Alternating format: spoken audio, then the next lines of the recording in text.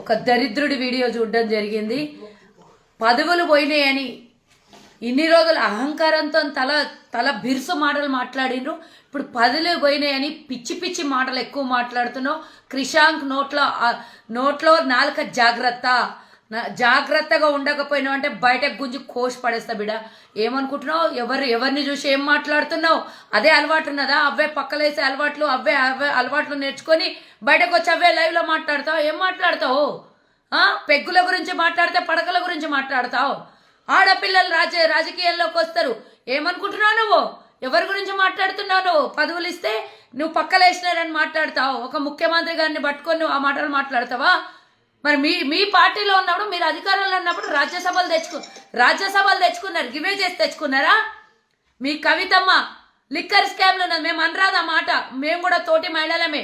కానీ ఇవన్నీ చేసి వ్యాపారాలు చేస్తున్నారా? మీ కేటీ రామారావు ఇవే చేసి వ్యాపారాలు చేస్తున్నాడా? మేము అనరాదు. కేటీఆర్ గురించి అయితే పబ్లిక్ అందరూ అదే మాట్లాడతారు. మేము అనరాదు. కానీ నువ్వు చిన్న నోటితో పెద్ద పెద్ద మాటలు మాట్లాడుతున్నావు బిడ్డ. చెప్పు దెబ్బలు తింటావు. ఆడోళ్ళందరం వచ్చి కొట్టినామనంటే నాలుక బయటికి గుంజి కోసి నడి రోడ్ల కోసి పడేస్తాం. ఏమనుకుంటున్నావు? నీకు కొంచెం పవర్ ఇస్తే చాలా మాట్లాడుతున్నావు. కేసీఆర్కి పక్కలేస్తున్నావా? ఎవరికి పక్కలేస్తున్నావు నువ్వు? ఎవరి గురించి మాట్లాడుతున్నావు? పదవులు ఇస్తే పక్కలేస్తున్నానంటావు. ఏం మాట్లాడుతున్నావు? మేమందరం మహిళలం ఉన్నాం గాంధీ భవన్లో. మేమందరం కాంగ్రెస్ పార్టీలో పనిచేస్తున్నాం. మేము రేవంత్ అన్న అని పిలుచుకుంటాం. మేమందరం ఇప్పటికి కూడా ముఖ్యమంత్రి అయితే అన్ననే అని పిలుచుకుంటున్నాం. మేము చూసినా ఎప్పుడైనా ఆయన దృష్టిని ఆ విధంగా పక్కలేసి పదవులు ఇస్తే అవసరం వస్తుంది ఆయనకి? మీలాంటి వాళ్ళు చేసే పనులు అవన్నీ ఎక్కువైపోయిందా? నోరు అదుపులో పెట్టుకో.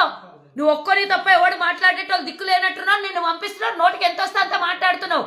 ఒక ఎమ్మెల్యే పక్కన కూర్చుని ఒక ఎమ్మెల్యేని కూడా కనీసం మర్యాద ఇవ్వకుండా ఆయన ముందర ఇట్లా మాట్లాడతావు. ఏ ఛానల్లో చెప్పు. నీ కాళ్ళు చేతులు నరికేస్తారు బిడ్డ ఎక్కువ మాట్లాడినావంటే. ఏం ఉరుకున్న కొద్ది తమాషా లెక్క అవుతుందా? పెద్ద అంతరం చిన్న అంతరం లేదు. ఏడు నుంచి ఎడిపోతున్నావు. రాజకీయం అంటే రాజకీయం చెయ్యి. ఆడవాళ్ళ గురించి ఈ విధంగా మాట్లాడతావా? చూసినావా బద్మాష్?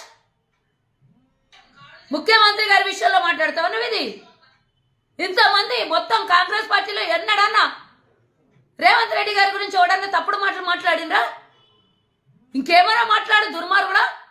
నోరు ఉంది కదా అని చెప్పి ఇట్లాంటి మాటలు మాట్లాడతావా నువ్వు? భద్రం జాగ్రత్త బిడ్డ. ఇంకొకసారి గిట ఇట్లాంటి మాటలు మా రేవంత్ అన్న అందరికి అన్న ఆయన ఎవ్వరి గురించి అన్న ఇట్లా మాట్లాడితే నీ ఆడపోయి ఆడ ప్రగతి భవన్లను ఫామ్ హౌస్లను కేటీఆర్ ఫామ్ హౌస్లా గవే చేసుకున్నాడా? అట్లనే చేసి పదవులు ఇచ్చిండ్రా? మంత్రి పదవి అట్లనే వచ్చిందా కేటీఆర్కి? నీకు పదవి అట్లనే వచ్చిందా? నీ ఇంట్లో అక్క చెల్లెళ్ళు లేరు? మీ ఇంట్లో అమ్మ తల్లి తండ్రి ఎవరు భార్య బిడ్డలు లేరా? ఇట్లా మాట్లాడతావా నువ్వు? మనిషి అన్నాక కడుపుకు అన్నం తింటే జాగ్రత్తగా ఉండు.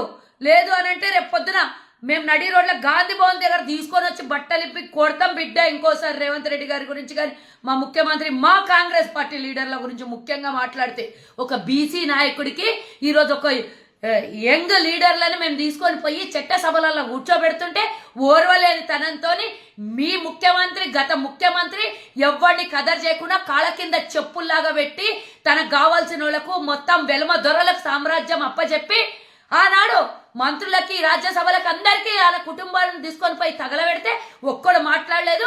ఈరోజు అన్ని సామాజిక న్యాయం చేసి అందరికీ అన్ని స్థానాల్ని కల్పిస్తున్న కాంగ్రెస్ పార్టీ మా ముఖ్యమంత్రి మంత్రివర్గము అందరు సామాజిక న్యాయం చేసి అందరికీ సముచిత స్థానం కల్పిస్తుంటే ఓర్వజాలి గుణంతో ఒక యాదవుడు పోయి రాజ్యసభలో కూర్చుంటే తట్టుకోలేని దొంగ నువ్వు మాట్లాడతావు. నీ వయసుకు తగ్గట్టు మాట్లాడు. నీ బుద్ధికి తగ్గట్టు మాట్లాడు. నీ రాజకీయం ఎంత చేసినా ఆ వయసుకు తగ్గట్టు మాట్లాడు. సిగ్గుండాలే టికెట్ తెచ్చుకొని ఉంటే నీకు చేతనైనంటే. ఇవన్నీ టికెట్లు రాలేదు నీకు ప్రభుత్వం పడిపోయింది అని ప్రెస్టేషన్లా మా నాయకుల్ని తిడితే ఖబర్దార్ బిడ్డ. రేపే నీ టీఆర్ఎస్ భవన్లో ఇంటి ముంగల్నో లేకపోతే ఆడి నుంచి దొరికితే గిట్ట గుంజుకొని వచ్చి గాంధీ భవన్ దగ్గర బట్టలిప్పి కొడతాం బిడ్డ. ఇంకా మా ముఖ్యమంత్రి గురించి ఇంకోసారి ఇట్లాంటి మాటలు మాట్లాడినావంటే ఖబర్దార్. బేషరతుగా ముఖ్యమంత్రి గారి క్షమాపణ చెప్పకపోయినావు. ఇసుండి మాట్లాడినందుకు నువ్వు మా అనిల్కి ముఖ్యమంత్రి గారికి ఇద్దరికి క్షమాపణ చెప్పకపోయినా, యావత్ తెలంగాణలో ఉన్న మహిళా సమాజానికి క్షమాపణ చెప్పకపోయినా అంటే తర్వాత నీ బిడ్డని పని అవుతుంది. జాగ్రత్తగా ఉండు. రేపటి నుంచి టీవీ ఛానళ్ళలో పోయి ఏమైనా మాట్లాడినావంటే ఆడికి వచ్చి చొప్పు దెబ్బలు తింటావు మా అందరితో వచ్చి. రేపు పొద్దున్న రా నువ్వు ఏ టీవీ ఛానల్లో నన్ను ఇట్లాంటి మాటలు మాట్లాడినాక ఇంకోసారి. మళ్ళా చెప్తున్నా, క్షమాపణ చెప్పు మర్యాదగా మా ముఖ్యమంత్రి గారికి. తెలంగాణ ప్రభుత్వాన్ని అవమానించినట్టు ఈరోజు ఒక ముఖ్యమంత్రిని అవమానిస్తే చూసినవరా గాడిది నువ్వు? అన్న అని పిలుచుకునేటటువంటి మా అందరున్నారు మేము అన్న పక్కన ఆడపిల్లలము. ఎవరిని ఉద్దేశించి మాట్లాడుతున్నారా నువ్వు? చెత్తనాయలా